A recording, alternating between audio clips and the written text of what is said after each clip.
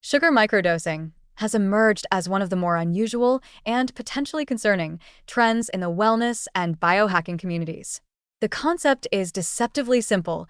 Instead of consuming sugar in large amounts all at once, you take very small doses throughout the day, purportedly to maintain steady energy, avoid crashes, and keep focus high.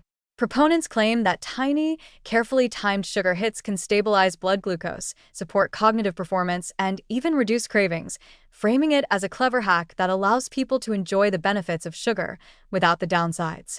Social media amplifies this idea with charts, testimonials, and anecdotal evidence, making it appear as though microdosing sugar is a sophisticated, scientifically supported strategy. But the reality is far less safe or reliable than the hype suggests, and most nutrition experts are wary of recommending it.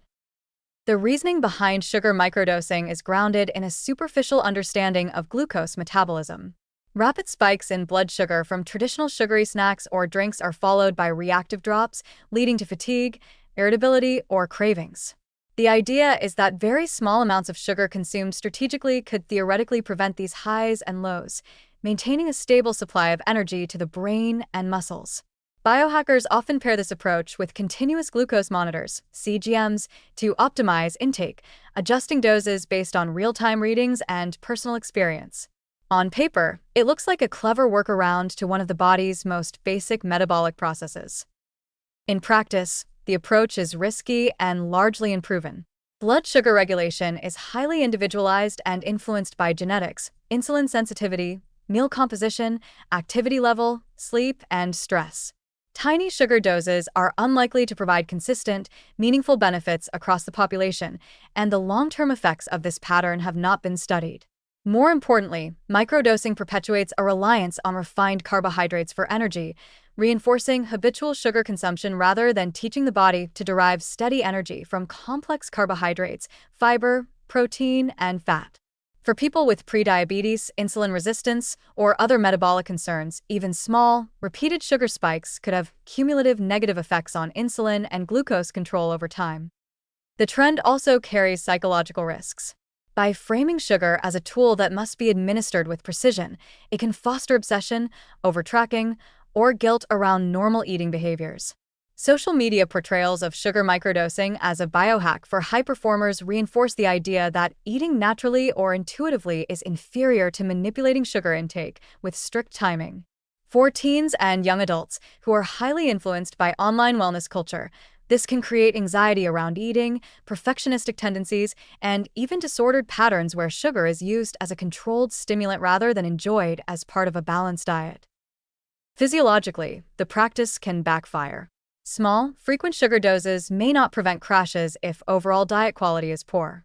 Without adequate protein, fat, fiber, and micronutrients, energy levels are dictated less by microdoses and more by the underlying insufficiency or imbalance in the diet.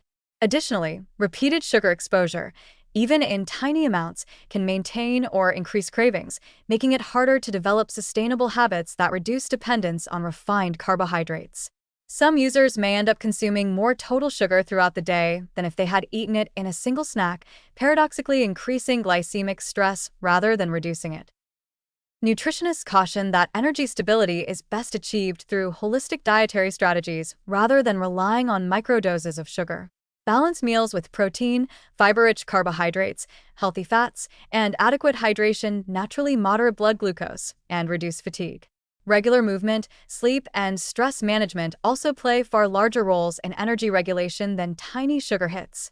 Biohacking hacks like sugar microdosing create the illusion of control while bypassing the fundamentals of nutrition and physiology, and they risk teaching the body and mind to seek external stimulation instead of building resilience through healthy patterns. In the end, sugar microdosing is a compelling example of a wellness trend that sounds clever but oversimplifies human biology.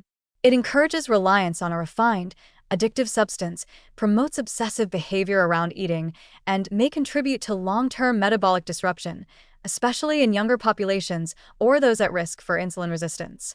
What appears as a precision biohack is, in reality, a shortcut that ignores the complexity of energy regulation, gut-brain signaling, and overall diet quality. The short-term promise of avoiding crashes does not outweigh the long-term risks, and the trend underscores the danger of chasing quick fixes over building sustainable, evidence-based nutritional habits.